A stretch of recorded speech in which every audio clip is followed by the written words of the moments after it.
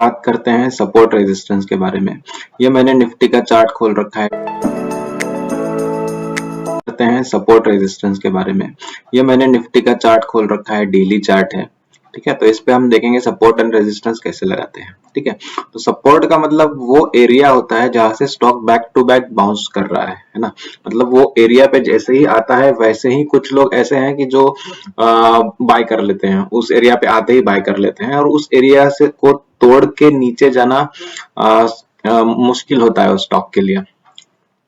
ठीक है, तो इसमें अगर हम देखें तो ये एक लाइन हमको दिखती है। ठीक है, तो ये जो लाइन है, यहाँ से देखो, एक बार हिट किया, बाउंस बैक किया, दूसरी बार हिट किया, बाउंस बैक किया, तीसरी बार किया, बाउंस बैक, है ना, 4 5 6। तो हमको दिख रहा है कि 6 बार ये एरिया पे हिट करके जो ये निफ्टी है वो ऊपर भाग रही है ना। मतलब ये प्राइस जो है वो सपोर्ट एरिया का काम करता है ना। बहुत मुश्किल से तोड़ता है और तोड़ने के बाद फिर ये अगर सस्टेन कर गया तो नीचे गिरता है। ठीक है, तो एक ये लेवल हो गया और दूसरा सपोर्ट देखते हैं, उसके नीचे है ये वाला।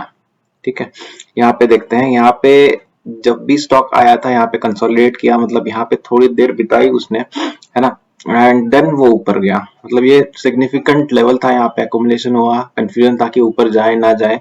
यहाँ पे भी ऐसा है कि यहाँ पे जैसे नीचे है स्टॉक, यहाँ पे यहाँ से बाउंस बैक किया। मतलब ये जो एरिया है बहुत अच्छा सपोर्ट है, इसको तोड़ना इतना आसान नहीं है। बहुत वॉल्यूम लगेगा जब ये तोड़ना है और बहुत कोई ना कोई मेजर रीजन लगेगा। ठीक है, तो ये तो बहुत दूर का हो गया, 15,400, यानी कि बहुत दूर है। अगर हम पास का देखें तो ये एक बहुत ही स्ट्रांग दिख रहा है, 17,000 के करीब करीब। तो अभी निफ्टी जो है यही पे ट्रेड कर रहा है, मतलब सपोर्ट लिया है और बाउंस बैक किया है निफ्टी ने। ठीक है, तो देखो यही पे ये सपोर्ट लेके बाउंस बैक किया है और सस्टेन कर रहा है, इसका मतलब ऊपर जाने का चांस है। ठीक है, और रेजिस्टेंस देखते हैं। रेजिस्टेंस मतलब वो एरिया जहां से स्टॉक की सेलिंग आ रही है, जहां पे सप्लाई है। जो पॉइंट ऐसा है कि जहां पे स्टॉक आता है तो सेलर्स वहां पे अग्रेसिव हो जाते हैं अपनी पोजीशन बेचने के लिए, अपना प्रॉफिट बुक करने के लिए। ठीक है, तो यहाँ पे अगर हम देखें तो क्लियरली हमको ये एक एरिया मिल रहा है 18,000 के आसपास। यहाँ पे देखो स्टॉक कितनी बार बाउंस बैक किया है। यहाँ पे एक हिट किया, फिर से सेलिंग आई, यहाँ पे तो उस एरिया पे स्टे किया, फिर सेलिंग आई, यहाँ पे सेलिंग आई, यहाँ पे सेलिंग आई। मतलब ये एरिया 18,000 ऐसा है जहाँ पे बहुत बार स्टॉक नीचे गया है ना। तो ये एक इम्पोर्टेंट रेजिस्टेंस है। यहाँ से भी तोड़ता है तो ऊपर का ये एक रेजिस्टेंस आता है ना। तो ये रेजिस्टेंस कहाँ पे दिख रहा है हमें, 18,600 के अराउंड, है ना। इसको तोड़ा है लेकिन ज्यादा सिग्निफिकेंटली नहीं तोड़ पाया, फिर से नीचे यहाँ से सेलिंग आई है, यहाँ पे भी सेलिंग आई है। ठीक है, तो जहाँ पे मल्टीपल टाइम्स बाउंस बैक हो रहा है उसको हम बोलेंगे सपोर्ट एंड रेजिस्टेंस। तो होप ये क्लियर है।